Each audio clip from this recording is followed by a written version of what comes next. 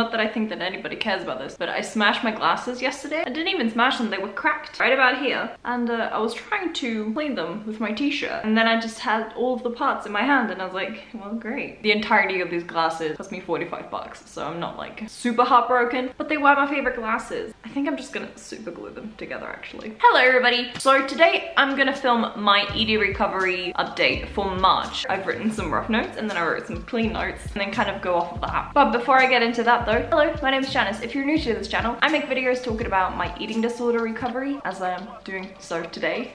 Yes, good English. I make videos on Switzerland and living here. I make videos on languages, learning languages, language comparisons, and sometimes I'll make videos more specifically geared towards learning Korean, as I am currently learning Korean. If any or all of that sounds interesting to you, have a look around on my channel and you might find something that you enjoy. And if you do, you can stick around. In my January video, I was talking about how I was having a really hard time with really big snacks and that I would usually make my snacks really, really big, and so that I'd end up on normal meal times. I was just absolutely not hungry. That was kind of throwing me out of balance, or seemingly out of balance. That has since calmed down really significantly. I distinctively remember eating an entire package of cookies for a snack. Now I don't need to do that anymore, which, yay! I watched a video about recovery. Somebody said in the video that, you know when you hold your breath for a really long time and then you just, you breathe in really, really deeply. That's kind of the same thing that your body does with food. If you've deprived it from a lot of food for a very long time, your body is like, big intake of food so that it can replenish itself and heal itself. That's pretty much what my body's been doing for the past 3 months, 4 months now. In my last update video, I talked about how I would always wake up with the idea of food in my head, that was like the first thought that I had when I woke up. I no longer have that as the first thought. I usually am able to just brush my teeth and get dressed or do a bit of yoga. I know, I'm so healthy. Instead of just having the thought of food, food, food, food.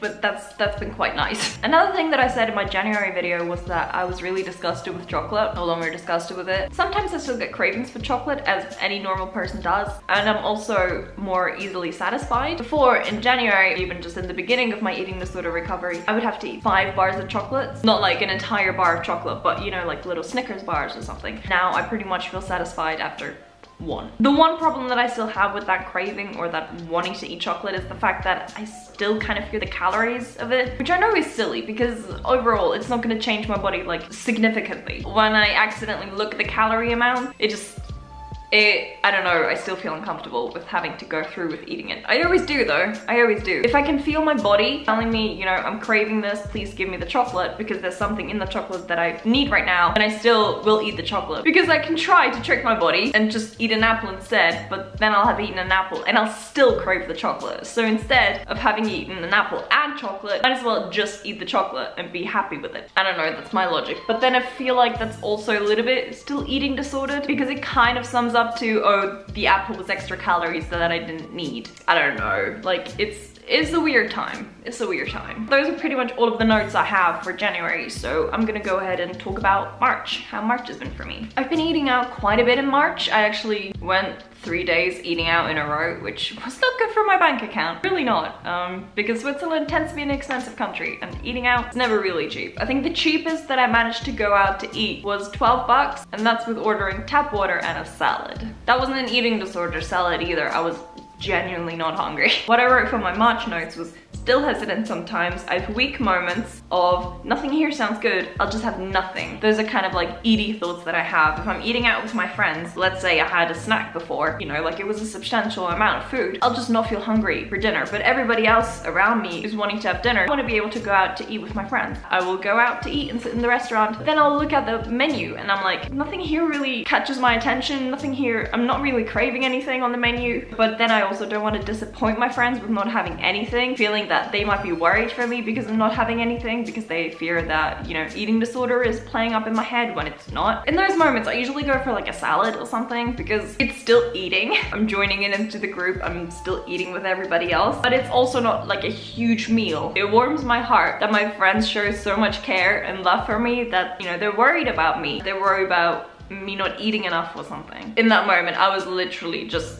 not hungry. In the time between January and March, I have stepped on the scales. It was an incredibly bad idea. I spent pretty much the rest of the day feeling like an absolute piece of shit. It was bad, okay? Like a lot of sobbing, a lot of self-worth just out of the window. Might have to get rid of the scales. I occasionally during the day still have thoughts of that's too much food, or I shouldn't have this because I've already eaten so much. If I can feel the fact that my stomach is telling me, hey buddy, that wasn't enough food, I will still have food despite the fact that those thoughts are there. Because opposite actions. That is a MEGSY recovery favorite sentence. Opposite actions. And I very much agree. If my eating disorder brain is telling me, oh, you're not allowed to have the Snickers bar because that's way too much calories, and you've already had lunch and you've already had breakfast, are you trying to gain weight? Are you trying to sabotage everything that we've worked for? I'm not even gonna engage with the thoughts. It can snowball into an argument between eating disorder brain and healthy brain. My eating disorder brain will want to come on top, and I can't let that happen. So instead of actually trying to fight, I'm just gonna have the Snickers bar, which makes the eating disorder just be grumpy in the corner. I don't know if I explained that very well. I think MEGSY Recovery explains this a lot better with the eating disorder DVD. Also, yeah, eating disorder DVD, that's also a really good thing that she has talked about. So it's basically all of the thoughts that you have that like your eating disorder thoughts, and if you're confronted with something scary or like a scary food, that the DVD starts playing in your brain, and it's always just the same thing. But you can recognize your DVD starting to play, and that actually gives you a lot of power to be able to say, okay, I can recognize that my DVD is playing, but I don't have to act on it. That is very powerful. I'm not entirely sure if I explained that very well, but again, if you want something a little bit more cohesive or something that makes a little bit more sense, go ahead and watch MEGSY Recovery's channel. She explains that a lot better than I do. Really big thing that's actually happened to me is the fact that I've started to be okay with my body. Whereas when I was really deep in my eating disorder, I hated my body a lot. Sort of come to terms with the changes that have happened to my body. I don't want to call it a new body because it has always been my body. I've just treated it really badly in the past. Now that I'm slowly, you know, starting to show it love again, my brain has been a lot kinder regarding my body to me. So that's really nice. When I was at my lowest weight, my brain was telling me, oh, you're starting to look okay. That's just horrible. That's